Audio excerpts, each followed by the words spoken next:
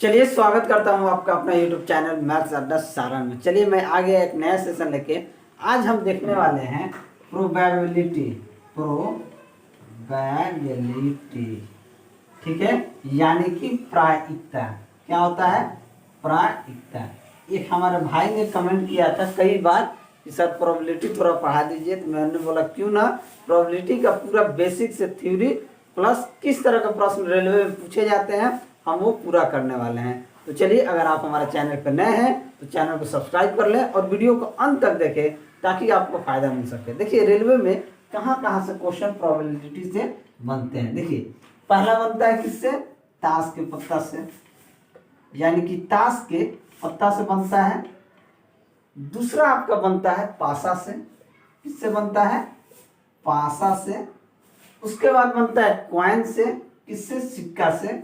सिक्का पे आधारित बनता है, सिक्का से। और आपका चौथा एक बनता है कि कोई भी अल्फाबेट नंबर या गेंद वगैरह दे दे, उसे कैसे अरेंज करके कितने बनाए जा सकते हैं। ठीक है, अगर कोई नाम दे दे, जैसे राम ही आपको दे दे, इसे कितने तरीके से बनाया जा सकता है अरेंज करके। ठीक है, इस तरीके से क्वेश्चन बनता है। अब देखिए ताश के पत्ते की बात आती है तो ताश में कितने पत्ते होते हैं? तो टोटल 52 पत्ते होते हैं। कितने पत्ते होते हैं? ताश में टोटल 52 पत्ते होते हैं। पासा जो होता है इसमें 6 फलक होते हैं। क्या होते हैं? इसमें 6 फलक होते हैं। आपने देखा होगा कि इसमें 6 फलक होते हैं। ठीक है, इसे 1 2 3 4 5 6। ठीक है, आपने देखा होगा, लूडो खेले होंगे तो आपने देखा होगा 1 2 3 4 5 6 ये आता है। ठीक है, सिक्का में क्या होते हैं? सिक्का में हेड और टेल होते हैं। ये एक सिक्का में एक हेड और एक टेल होगा। दो सिक्का की बात की जाए तो 2 हेड 2 टेल, यानी उस तरीके से आगे हम पढ़ेंगे। और अरेंज कैसे करना है तो अरेंज हम जैसे राम, यानी इसे फैक्टोरियल से डिनोट करते हैं। ठीक है, जिसे अरेंज करना है तो हम कहेंगे कि मान लीजिए ये राम कितना वर्ड है? 1 2 3, तो ये 3 फैक्टोरियल। फैक्टोरियल को हम ऐसे भी लिखते हैं और फैक्टोरियल को हम ऐसे भी लिखते हैं। ठीक है, तो यही चीज है। अब हम आते हैं ताश के पत्ते में 52 पत्ते होते हैं, 4 भाग में बटे होते हैं। कितने भाग में? 4 भाग में बटे होते हैं। और ये चारों भाग 13-13 पत्ता के होते हैं। ठीक है, अगर सबसे पहले बात की जाए तो एक होता है पान का पत्ता, एक हुक्म होता है, एक चिड़ी होती है और एक ईंट होता है।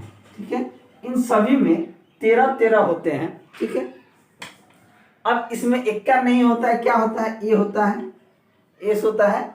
1 से लेके ए से लेके 10 तक होता है। जोकर होता है, किंग होता है, किंग और क्वीन।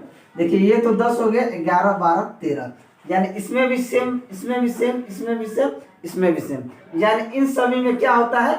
सेम होता है। ठीक है, इक्का के जगह ए होता है, उसके बाद 2 3 4 5 6 7 8 9 10, उसके बाद जे के क्यू, जोकर, किंग और क्वीन। ये आपका 13 इसमें होता है, 13 इसमें होता है, 13 इसमें होता है, 13 इसमें होता है। ठीक है, तो चलिए हम बेसिक से अब हर चीज के सबसे पहले हम उठाते हैं, अरेंज कैसे करते हैं किसी भी वर्ड को, हम वहां से पढ़ते हैं। और फिर आगे धीरे धीरे पासा, सिक्का और ताश की गड्डी में हम चलेंगे और बिल्कुल एक एक क्वेश्चन, जिस तरह के क्वेश्चन रेलवे एसएससी में पूछा जाता है हम वैसे करेंगे। देखिए सबसे पहला बात फैक्टोरियल। अगर 3 फैक्टोरियल आता है तो हम क्या लिखते हैं? 3 गुना 2 गुना 1, यानी कि 3 से पीछे हम चलने लगते हैं। कहाँ तक? 1 तक। अगर फैक्टोरियल 4 लिखा जाता है तो चलेंगे 4 3 2 1 तक आएंगे। अगर फैक्टोरियल 5 हमें लिखा होगा तो कहेंगे 5 4 3 2 1 तक, यहाँ से आते हैं। आशा करता हूँ ये चीज आपको समझ में आया होगा। अब हम कोई वर्ड उठाते हैं। ठीक है, अगर हमने कोई वर्ड किसी का नाम उठा लिया, जैसे हमने क्या कहा? राम। अब राम को हम अरेंज करके कितने तरीके से बना सकते हैं? तो ये कितना है? 1 2 3, यानी 3 फैक्टोरियल, यानी कि 3 गुना 2 गुना 1, यानी कि 6 तरीके से इसे अरेंज कर सकते हैं। अगर हमसे पूछा जाए महतो, मान लीजिए ये महतो लिखा है, कितना अक्षर है? तो अक्षर गिनेंगे 1 2 3 4 5, यानी कि 5 फैक्टोरियल इसे, यानी कि 5 गुना 4 गुना 3 गुना 2 गुना 1, यानी 5 के 20 दिया 60 गुना 120, 120 तरीके से इसे हम अरेंज करके लिख सकते हैं। अगर हमसे बोला जाए एलिमेंट्स,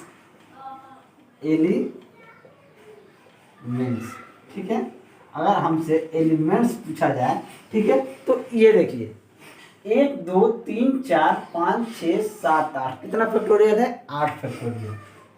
लेकिन यहाँ पे देखिए 1 2 3 जो वर्ड है वो क्या कर रहा है? रिपीट कर रहा है, यानी कि यहाँ से 3 वर्ड रिपीट कर रहा है, तो इसमें फैक्टोरियल 3 से भाग दे देंगे तो क्या हो जाएगा? यहाँ से देखिए, अब देखिए अगर फैक्टोरियल 8 में फैक्टोरियल 3 से भाग देंगे तो इसको लेके चलिए 4 तक, कहाँ तक? 8 7 6 5 4 और गुना फैक्टोरियल 3 बटा फैक्टोरियल 3 लिख दीजिए। ये फैक्टोरियल 3 से 3 कट जाएगा। अब इसका आप गुना कर दीजिएगा तो इतना तरीके से आप अरेंज कर सकते हैं। अब किसी का भी नाम अगर हम ले लें, मान लीजिए सोहन एक लड़का है, इसे कितने तरीके से हम अरेंज कर सकते हैं? 1 2 3 4 5, इसमें कोई और रिपीट नहीं कर रहा है तो फैक्टोरियल 5 की तरह से, यानी कि 5 4 3 2 1, यानी कि 5 को 20 दिया 60 गुना 120, 120 तरीके से इसका आप गुना कर लीजिएगा। 4 5 20, 20 6 120, 12 7 84, 840 गुना 8 क्या हो जाएगा?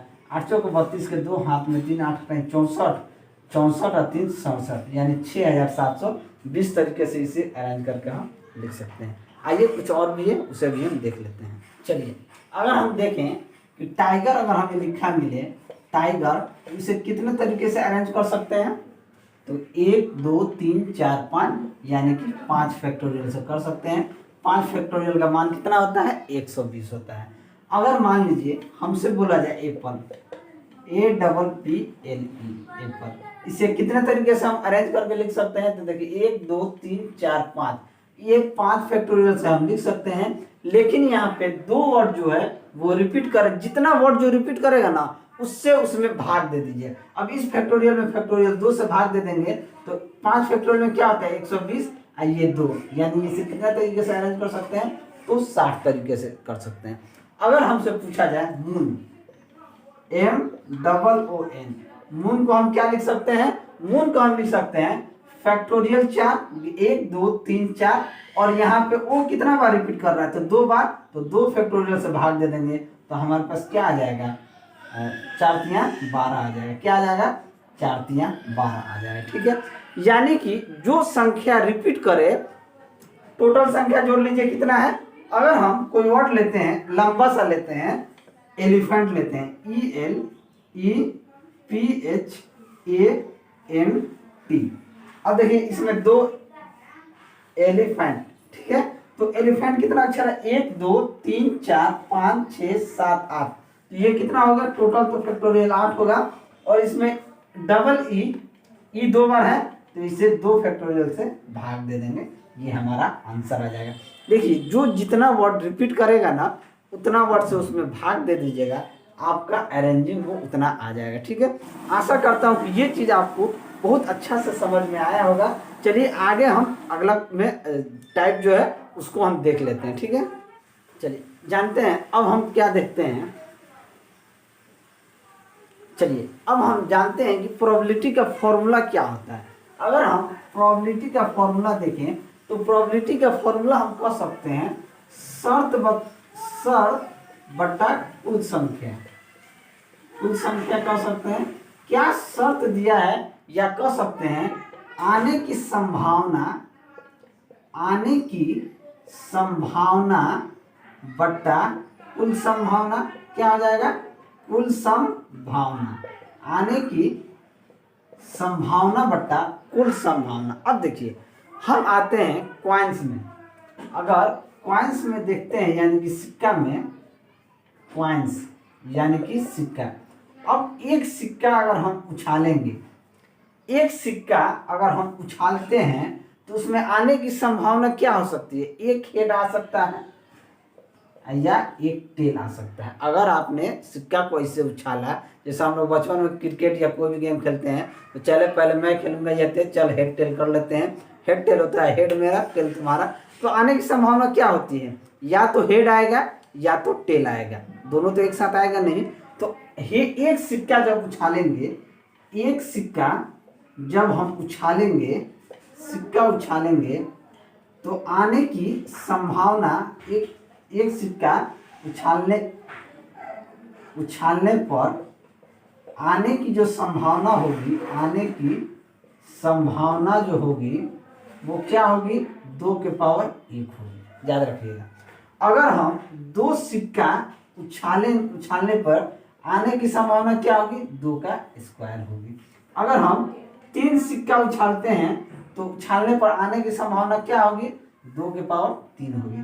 इसीलिए अगर हम 4 सिक्का उछालते हैं तो आने की संभावना क्या हो जाएगी, 2 के पावर 4 होगी। अब देखिए, अगर हम एक सिक्का उछालते हैं तो अगर हमसे पूछा जाए हेड आने की संभावना क्या होगी, तो 1/2 होगी। अरे दोनों तो हेड टेल, हेड आने की संभावना क्या होगी, तो 1/2।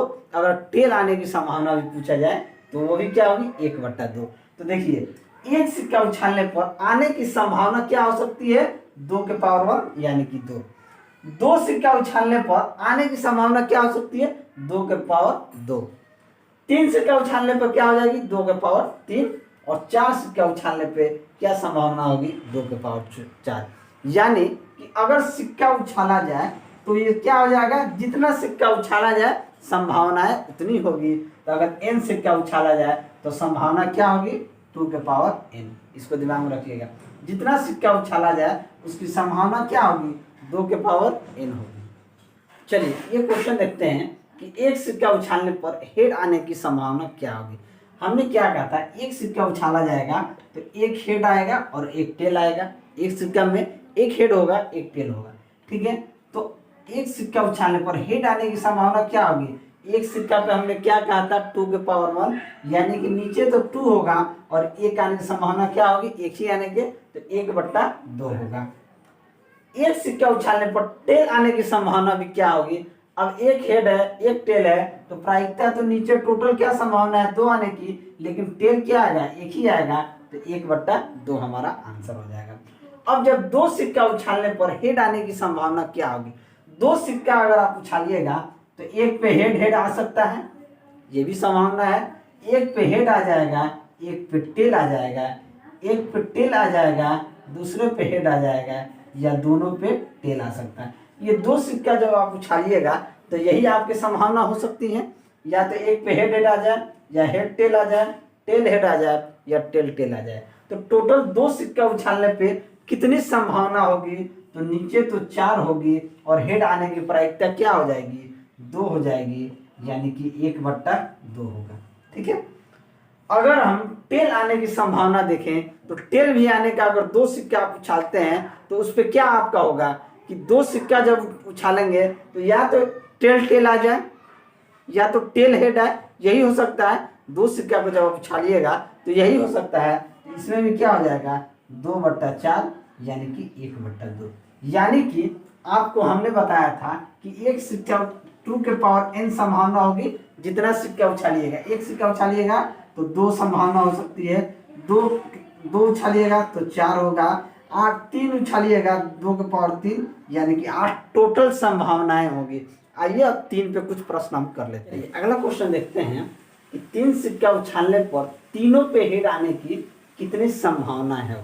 देखिए हमने क्या कहा था कि 2 के पावर n यानी कि 2 के पावर 3 यानी कि कुल संभावनाएं क्या होगी, तो टोटल संभावनाएं होगी 8, यानी कि नीचे जो टोटल संभावनाएं होगी 3 सिक्का उछालने पे तो 8 होगी। अब देखिए 3 सिक्का जब हम उछालेंगे, 3 सिक्का, तो तीनों पे हेड आने की संभावना क्या होगी, हेड हेड हेड, ये हो सकता है, या एक पे हेड हो दूसरे पे टेल टेल हो, या हो तीनों पे टेल टेल आ जाए, ये हो सकता है, या एक पे टेल आए दोनों पे हेड आए, ये भी संभावनाएं हो सकती है, या हो सकता है इस पे हेड आए इस पे टेल आए इस पे हेड आए, या इन दोनों पे टेल आए इस पे हेड आए, ये हो सकता है, या इन दोनों पे हेड है, इस पे टेल हो सकता है। ठीक है, कितना हुआ 1 2 3 4 5 6 7। अब एक और संभावनाएं हो सकती है, वो क्या हो सकती है कि tail tail head head head tail, यानी कि अगर हम यहाँ एक और संभावनाएं हो सकती है, head head head tail, tail tail tail हो सकता है, tail head head head tail head, tail tail head head head tail, यानी कि एक और संभावना क्या हो सकती है, टेल हेड टेल। यानी कि ये टोटल कितनी संभावना हो गई, 1 2 3 4 5 6 7 8, ये टोटल 8 संभावनाएं हो गई। ठीक है, अब हमसे क्वेश्चन में कह रहा है 3 सिक्का उछालने पर तीनों पे हेड आने की संभावना क्या होगी, तो तीनों पे हेड आने की संभावना क्या हो जाएगी, सिर्फ 1 होगा। तो इसका आंसर क्या हो जाएगा, 1/8। ठीक है, हम अगला क्वेश्चन कह रहा है कि 3 सिक्का उछालने पर कम से कम 1 पे हेड आने की संभावना क्या होगी, यानी तीनों सिक्का जब उछाला गया तो हेड आने कम से कम 1 पे हेड आने की, तीनों पे नहीं 1 पे कम से कम हेड आने की संभावना क्या होगी।